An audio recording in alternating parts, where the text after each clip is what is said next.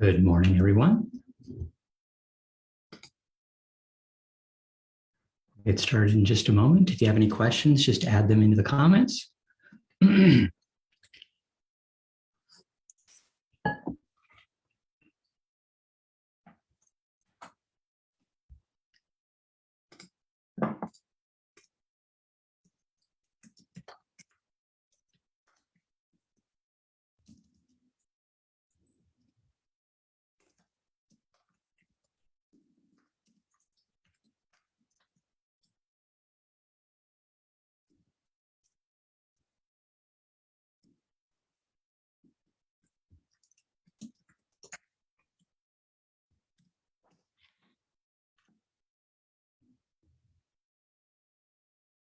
Okay.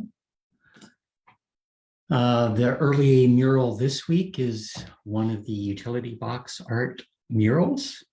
So definitely lots of different designs from around the city. And, we're looking at, talking to city staff, we're looking at adding, going on to the next phase, which is looking at those in your schools. And so kind of doing school projects, which should be really good in the upcoming school year. So we're getting close.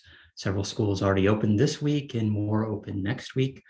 So definitely be extra careful when you're out in the mornings and the afternoons. Definitely a lot of new people going to schools, a lot of new parents that might not know exactly where drop-off points are. So definitely be careful while you're out. Let's go ahead and get started. Good morning. I'm Sunnyvale Mayor Larry Klein. Thank you for joining me again this week. This is the 126th installment of my weekly office hour. So happy Friday. Hope everyone's doing well, staying healthy. If you're looking for something to do, we're entering into kind of the hottest part of the year.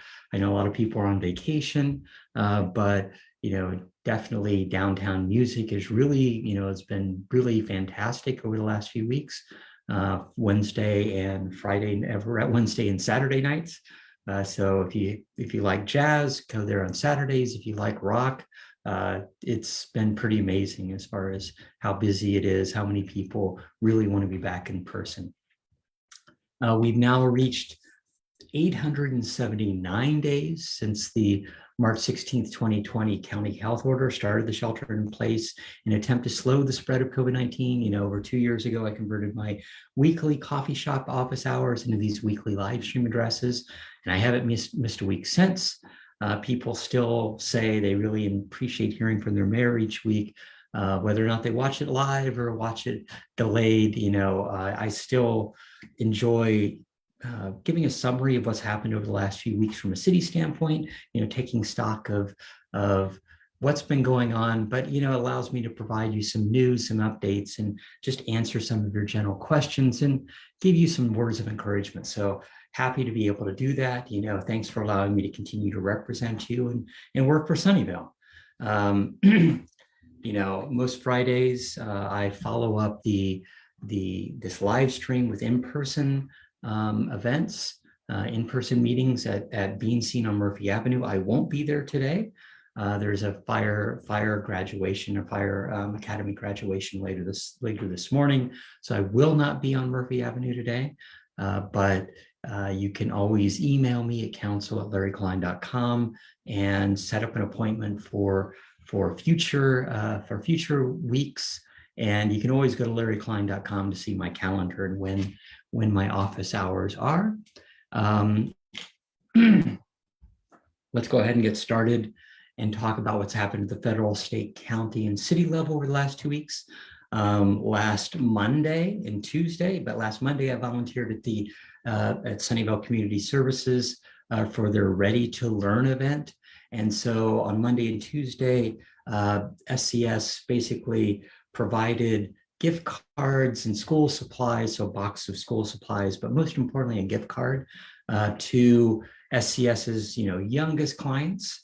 And so those gift cards could be used for shoes or backpacks or whatever the essentials that our new students are having. Definitely in the past that used to be backpacks, and several cities have done backpacks. but SCS actually heard that their clients really just wanted the flexibility of buying what their students really need, what their kids really need. And so it was great to be out there and supporting them. And at the end of the day, it was also good to be able to provide words of encouragement to all those volunteers who were out there. But it was lots of happy smiles from parents and kids that were there for pickup of that. And I just want to thank, there are lots of people that made that day possible, so to provide those gift cards was not cheap, but Google, Intuitive Surgical, Diane and Regis McKenna, Facebook, NetApp, El Camino Healthcare, ServiceNow, and Star One Credit Union all basically donated money to make sure that there were enough gift cards for more than 2,000 to 3,000 students. So it's really fantastic. And then last Monday in the afternoon, Governor Newsom declared a state of emergency for monkeypox. And so that was basically to combat the outbreak. And, we were the third state to take that step. And that actually helps California kind of coordinate on a government-wide response.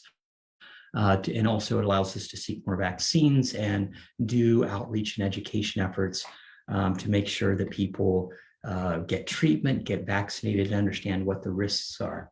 So, and then last Tuesday evening was National Night Out. It's always the first Tuesday in August. And so, there's lots of block parties where people get to know their neighbors. I was able to visit 8 of our 11 sites in the city, but it's actually really good. It's a place for fire trucks and canine officers and motorcycle officers and council members too to come by and meet residents and just have residents meet other residents. It's like the last 2 years have not been easy, and having that capability of getting people together, on a summer night and possibly meeting your neighbors for the very first time. So it was good from that standpoint. And then last Thursday, the federal government actually declared the growing monkeypox outbreak as a national health emergency. And so this basically, because of the significant risk to Americans, this kind of sets in motion new measures that will basically look at containing the threat. And so, this frees up emergency funds and kind of cuts through some of the bureaucracy from a government standpoint in getting vaccines and to those people in need, getting appropriate measures in place. So it's it was important to see that happening at a federal government. It's like taking stock of how many vaccines we have and what we can do from a government standpoint. And then last Thursday, late afternoon, evening, was the grand opening of the Hampton Inn. So the Hampton Inn and Suites is right near Wolf Road in El Camino. It's where the old Summer Winds Nursery used to be, but it's been an active hotel for multiple months there. And I've actually met, multiple people that have been staying there, whether or not that was some of the families for the Fallen Officers Memorial that we had a few months ago in May, or Urban Plates, all of their, all the basically company staff that came into the area to help train and making sure that the Urban Plates was ready when it was opening last month. They all stayed at that Hampton Inn. So it's actually, good from that standpoint that to have a hotel that's already being actively used. And then last Thursday evening, late, County Vector Control did another spraying, this time in North Sunnyvale.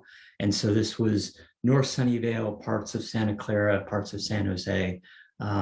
Ultimately, it was, from Fair Oaks to Baylands, and then Lafayette to, let's see, Lafayette to, I guess Fair Oaks.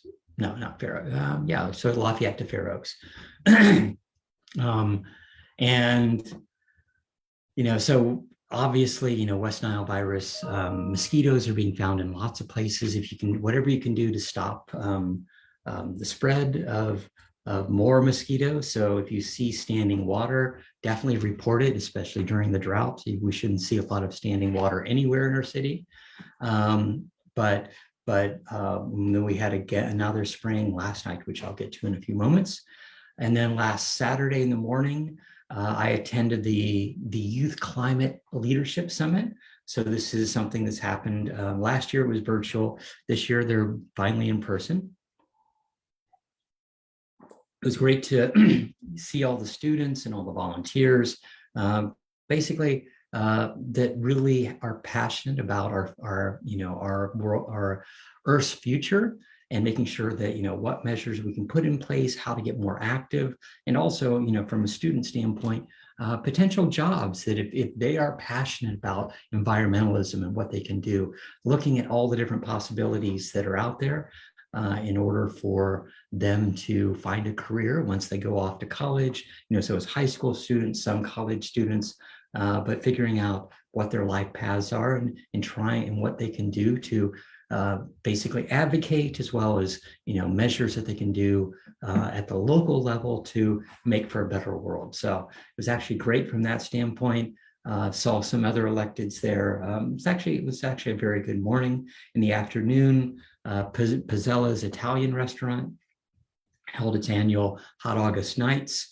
So this was always, lots of classic cars right there on Pizzella's at El Camino near Bernardo, or near Mary, between the two. But there's food, there are drinks. It was great to meet people, back in person, enjoy some music, and talk to some of the car owners at the end of the day. So it was actually a great afternoon.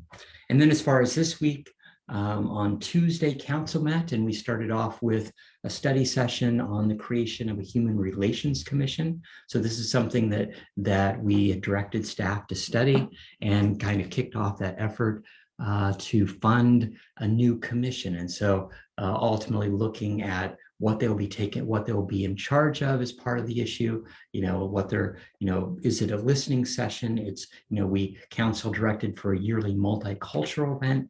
And so that would be one of the things that they would be focusing on. So it's very good from that standpoint that, we're kicking that off. Lots of cities have them.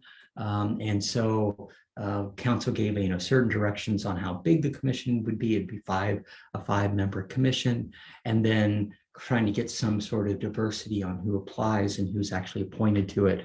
But we'll get further updates on that later, I think at the end of the month or beginning of September. And then as far as the main meeting, we had several things that we handled, but one of the consent items was actually approval for Google to help fund basically a study for an East Channel ped and bikeway. This is something that's been pending for some time now. I'm happy to see Google working with VTA and Valley Water in the city, trying to create basically a East Channel. So coming from the bay, so coming from Moffett Park all the way into Homestead, so going all the way through the city. And I know that this has been, one of the things that I had talked about 6 years ago when I was first running for city council, about this time of year actually, and when running for city council. And that was one of the things that I was wanting to move forward. Happy to see Google was helping to fund that. So we approved the allocation of those resources, was one of our consent calendar items. And then as far as the main meeting, we modified the recreation fee waiver program to basically make it more accessible to lower income families. Earlier this year, we increased those waivers to the funding for that to $100,000. And so, from my standpoint, this is good. We increased accessibility. So depending upon how much people make, as well as how big the families are. And then there's going to be a big outreach to make sure that kids and parents, seniors, adults, can also get access to some of these programs, whether or not that's recreational programs, especially like our summer camps for kids. But there's dance classes, there's, um, um, gym classes, things of that nature at the rec center. So, this is one of the things that you're always happy to do, that you're trying to make sure that your residents are able to use their resources no matter what their income levels. And that's one of the things I was happy to the council was in agreement on. And then council heard an appeal of a planning commission decision on the project at the corner of Fremont and Sunnyvale, Saratoga. Ultimately, we ended up approving that, or basically granting that appeal with a few minor changes at the end of the day. So ultimately, the 24-hour fitness site will remain the same, the center third of that, but this was approving the western portion, so the portion that was closest to Sunnyvale, Saratoga. So that was designed for a certain number of condos, as well as a certain amount of commercial space and open area, a little open space that doesn't exist there now. It's all mainly parking lot and buildings, so it'll actually create some open space, which will be really nice for those residents, as well as some of the commercial areas that will be attached to that site. And then yesterday was the Appropriations Committee review deadline for the State Assembly and Senate bills. So, ultimately, from an appropriation standpoint, they were reviewing more than 800 bills that were still in limbo. And so ultimately, more than 200 bills were either shelved or completely killed yesterday, but that also leaves about 600 that are left. So there's lots of controversial bills still amongst those 600, and the law. So our state lawmakers have 3 weeks, so not much time to approve, whether or not to send those, vote on those and send those to Governor Newsom. But they basically have 3 weeks before the end of the legislative session. So, with the November 8th general election coming, there's going to be lots of questions about what they vote on, as well as what they send to the governor's desk, and he has he also has a campaign going, so it'll be interesting to see where things go for over the next 3 weeks. But basically, it starts that clock of 3 weeks from now. They need to either approve or deny the more than 600 bills, and there's lots of things there that that are still controversial, from housing bills to environmental bills. Some of the bills that were killed were, and I haven't went through, what made it and what didn't, but, there was a bill that capped the insulin copays for diabetic patients that got killed. There was a requirement for increased carbon sequestration on California land, and that got killed. And then one of the things I was hoping that would move forward is phasing out online retailers' use of plastic packaging. I thought that was really important with so many people doing basically Amazon and online shopping, trying to make sure that as little plastic is there as possible, because the recycling of that is such a limited thing right now that paper we can recycle fairly easy, and same thing with aluminum and metals, but plastic is barely recycled at this point. So we'll see where these bills go. And then last night, County Vector Control did more spraying. This time it was mainly in Cupertino, just touching the southern end of Sunnyvale. So right near Homestead, we had a few neighborhoods that were affected, and of course, this was the continued fight against mosquitoes with West Nile virus, and trying to make sure that we're reducing them as much as possible wherever we can. Let's go ahead and get to our weekly COVID numbers. The numbers across the nation continue to stabilize. From a national standpoint, we've now passed 92.5 million cases. That increased by another 900,000 in the last week, but that's the same as the last few weeks. nationally, we've had over 223 million people vaccinated, fully vaccinated, and over 48% of those have received a booster. And then 83.5% 5 and older have at least one dose. So all those are positive things. 77% of adults are fully vaccinated nationally. So, it's looking relatively good, especially as we're starting to get closer to the fall and the winter months, when we see some of the standard flu season starts coming up. We're still having people pass away with COVID, of course. We had another 3,000 last week, so about the same as the week before. So we're now at 1,030,000 people that have passed away. And then as far as California, we passed 10 million positive cases this past week. And we've seen, the surge has started to drop off. The average is now back to 13,000 COVID cases a day. But that's down from 16,000 last week, 17 the week before, 20 and 28,000 the week before that. So we're back to where we were a few months ago as far as COVID, the number of people testing positive with COVID. And then the COVID positivity continues to drop. It's now at 13%. So the average is relatively good from that standpoint. And then California's had over 93,000 fatalities, another 300 deaths just in the past week. From a county standpoint, we passed a cumulative case rate of 417,000.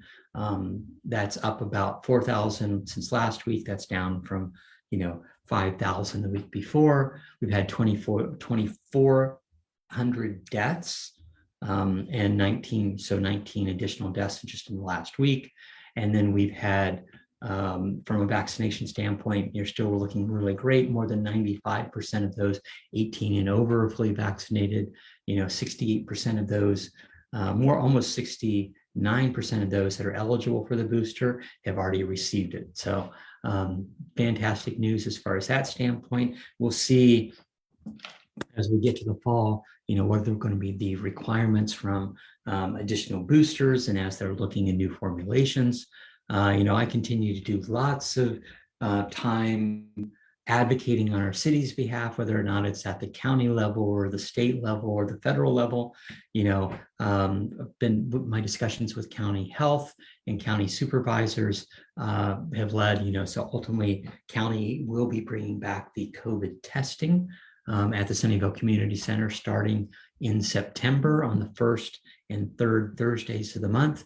And this was mainly, put on hold while there were summer camps, lots of kids at the community center. And so now that kids are going back to school, they all basically clean all those rooms and start prepping for the COVID vaccinations and testing that was there before.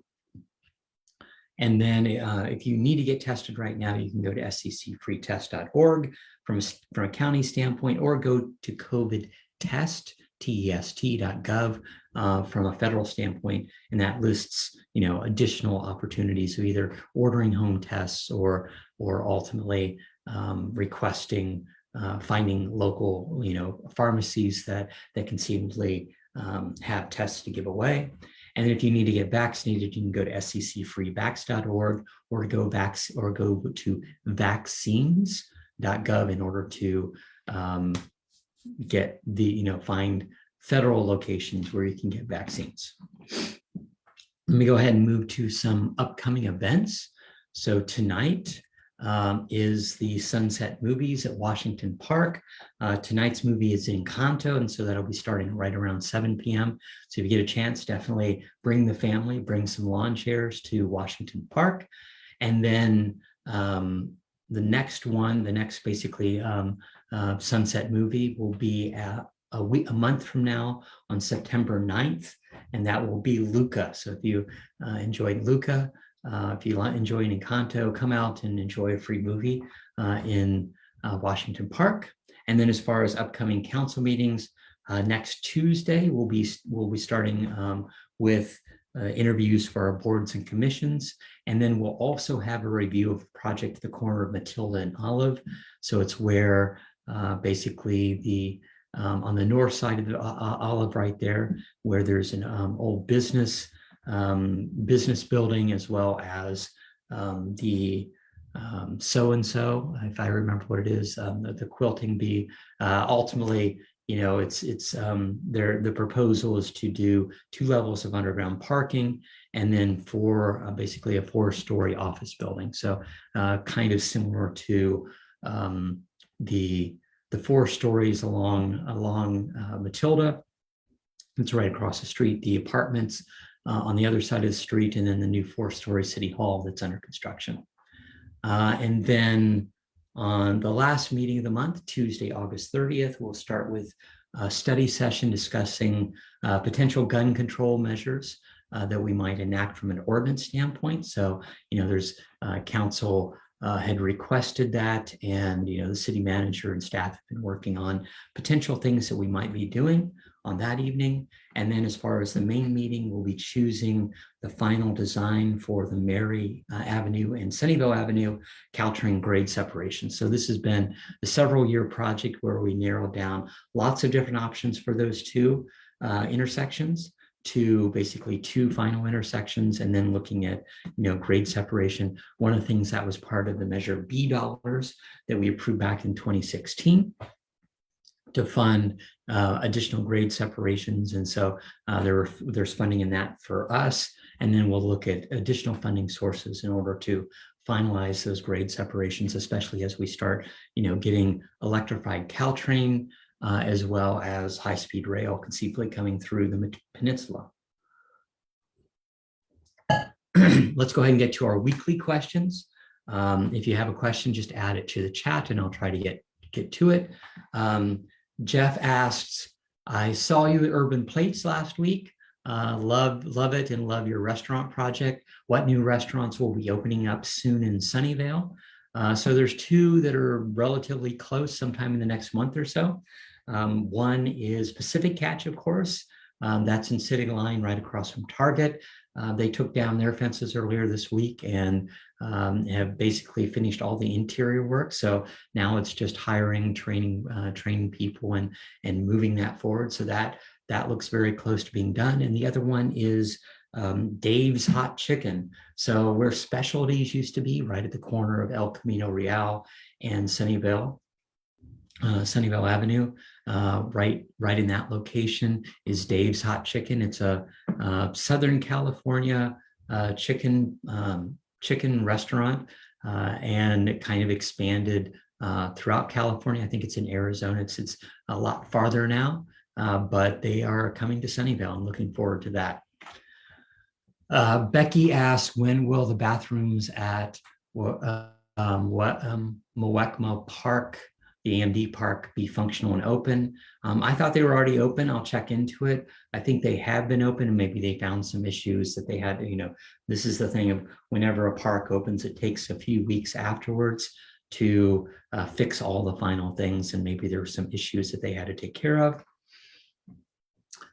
Kelly asks, are there any plans to bring pickleball courts to Sunnyvale? And actually, yeah, we already have pickleball courts, or basically pickleball at the tennis center. So, Sunnyvale Public Safety ended up winning in the police games last week, I think it was, or the week before. And they were actually practicing at the tennis center, and definitely the tennis center operator has actually been promoting pickleball for a while now. Joanna asks, what is going on across from Whole Foods? So right there north of Whole Foods is actually where there's going to be a park and art. And so right at the corner there, they're in the process of landscaping that and, putting in the paths. So creating kind of a, benches and everything else that's part of that. Ultimately it should be pretty good from that standpoint. I've seen some of the drawings and they look pretty good and happy. And I've actually got a preview of what the art is going to look like. So looking forward to seeing that. Any other questions? I don't see any. So let's go ahead and wrap up. You can always email me questions directly at council@larryklein.com, or I always put out the call for questions the day before this Friday session. So you can always comment on that post. But thanks for joining me again this week. We're still in uncertain times, whether or not it's the worries of COVID or now the worry of monkeypox. People are still have a lot of stress and concern. I want you to know, no matter what we face, what challenges we face, we face them together. I'm proud of Sunnyvale and how our residents, continue to respond to those challenges. Especially, the last few years have not been easy, but I'm just thankful for the community that we have here. Everyone seems ready to help out, show their kindness, show their generosity, show their empathy to their fellow man. So your actions and your attitude really do make a difference. Sunnyvale will emerge from this as a stronger community. We're in this together, and we will get through this together. Thanks for listening. Have a fantastic weekend. Have a fantastic week. Goodbye.